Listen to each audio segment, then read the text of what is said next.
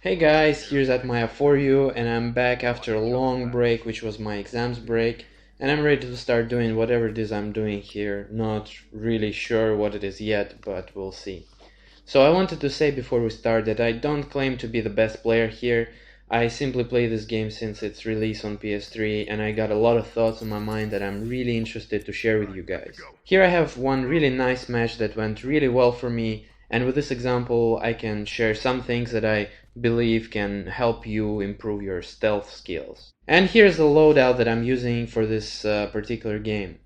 Silence 9mm, Cover Training 2, Agility 1, Lethal Efficiency 2, and Spectre. And let's start exactly with this, why I included those perks and weapons. And first, let's start with 9mm. The 9mm pistol downs in 5 shots, which is a lot of shots you might say, but its high rate of fire makes up for it, and with its third upgrade it becomes even faster. Its silenced version cost only 1 loadout point after a patch, before it used to be 2, which is invaluable because every loadout point matters. Headshots on a 9mm deal 60% damage compared to revolver 70, so the headshots plus high rate of fire can make this pistol really good in capable hands. And now what I think is most important. 9mm doesn't make you feel overpowered comparing to other pistols in the game. For example, let's take a revolver, which by the way doesn't come with a silencer, but that's not the point. The revolver downs people in 3 shots, has slower rate of fire than a 9mm obviously,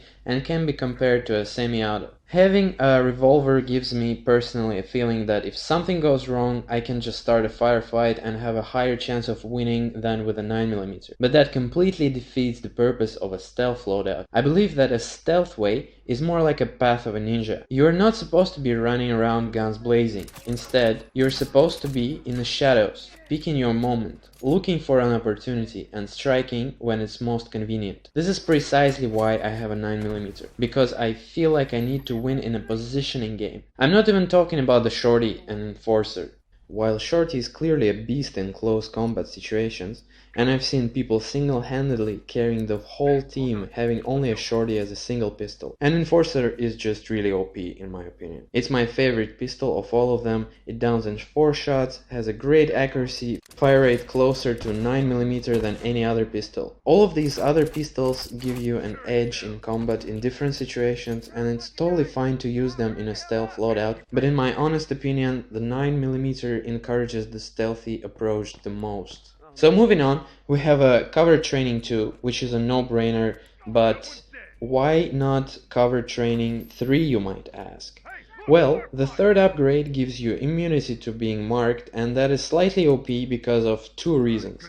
First, if you screw up and some enemy will see you, he can't mark you, so theoretically you can get rid of him and his buddies will still have no idea where you were. And 2, it doesn't give the enemy team those extra 15 supply points for marking you, which might not look like much, but in reality can make a difference on a grand scale of things. Having said all that, I still don't think that it's a good idea, because if you are taking Cover Training 3, you are expecting to get noticed. You are giving yourself room for a mistake, which is totally okay, but actually you are again defeating the purpose of the way of the ninja. If you get seen, you are not doing it right.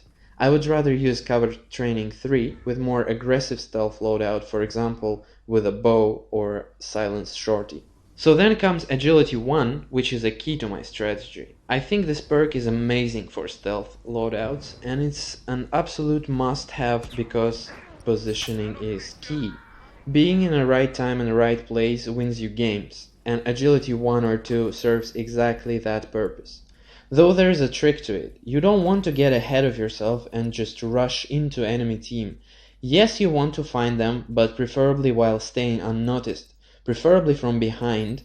So a first thing to do here, learn the spawns and be aware of your surroundings. You absolutely must know which way the enemy team is supposed to be moving to anticipate their advances, and to keep in mind as well where your team is moving and to stay preferably not too far. The ideal situation would be that you strike when your team and the enemy team already started a firefight and you have the angle on them. Don't start first.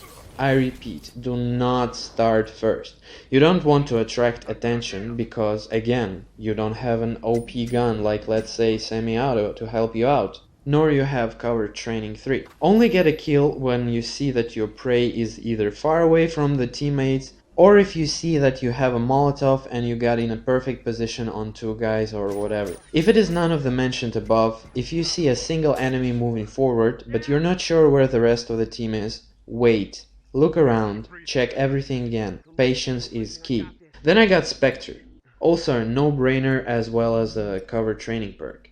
Really a good solution to have it if you got a drop on somebody, and other than that it can actually save your ass if you got yourself in a dangerous situation and or got spotted. I believe no explanation is necessary here. And I got lethal efficiency too, which, as now I think of it, was a mistake. I made a special execution like once in a whole match, so this didn't really help me at all. I probably should have used something else and get the lethal efficiency for my silenced shorty loadout.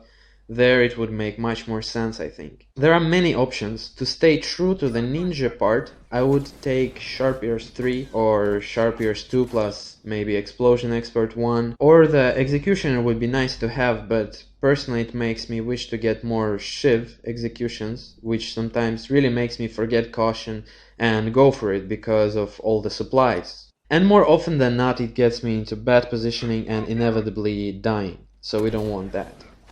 Anyway, that's the explanation of my loadout decision making, and now I'd like to get to the point of this video. A couple of advices for the stealth approach to the game. Number 1. Learn the map. Know where the spawns are, where the enemy team goes, where you could expect to meet a first enemy. Scout ahead of your team, but don't get in trouble. Don't put the target of finding the enemy team as your priority and forgetting about caution, because you will find them very quickly because of the agility perk, but you will either get immediately murdered by 4 guys, or if you're lucky you will get 1, and then 3 other guys will finish you off, and you will be left to watch the point of view of your comrades, which are lagging behind and were unable to help you. Number 2. Learn the map. Again, but about the health kits.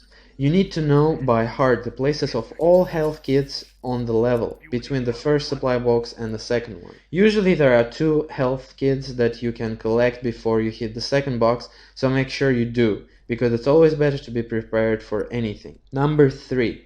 I'll repeat myself here. Try to get an angle on enemy team and start firing preferably when the enemy team is distracted with your comrades. That would be a perfect scenario, of course, and perfect scenarios don't fall from the sky every time, but try to do everything you can to create, let's say, better situation for yourself. Number 4. Don't just start shooting at your enemy if you don't know where his team is. They might be right next to him, but you don't see them. They might see you right now and you only have 3 seconds to live. Or they are already behind you and you have 1 second to live, you never know. Caution and patience is the key to this game. Number 5. Always make sure you have a shiv ready. Can't stress that enough, how many times I screwed up the perfect opportunity because I didn't stop to make another shiv or molotov. Number 6. If you killed someone, disengage, rinse, repeat. You need to appear out of nowhere, kill someone and get back to the nowhere where you came from, or disappear to some other nowhere, the choice is yours. But don't stay for the firefight unless you're absolutely sure that you're left one-on-one with the enemy or you absolutely have to. Number 7. Learn the minimap. Always keep an eye on the minimap, see where your guys are, where the red dots are, think about where you are and where you should be in order to get the job done. Number 8. Don't be a Rambo. It might be an advice number 8, but it might as well be number 1 because they're all equal value advices. Don't think that you are overpowered all of a sudden and try to overestimate your abilities. If you see that someone spotted you and you are way too far away, or they just have a better positioning than you do, just mark them for your team and disengage. If you feel that something is wrong and you're at a disadvantage, retreat, rinse, repeat. Once again, patience is key. Number 9. Adapt to the situation. Every new game brings something different. In ideal world, you should be alone trying the stealthy role. Maybe there can be 2 people, but if all your team is trying to be a ninja, then you should either switch to another loadout or take into account that the enemy team will be expecting you and watching their flanks. An intelligent player in enemy team can even play a defensive role and be always on the lookout for his buddies, so once you notice notice that you died 4 times consecutively trying to get behind them, try to switch your tactics. Number 10. Try to stay not too far from your team. Yes, you want to flank the enemy team, but you want to help out if something goes wrong for your team as well. You don't want to see the rest of your team get exterminated while you're having a walk on another side of the map. So that is all what I wanted to say for today. Thank you for tuning in. Have a great day and cheers.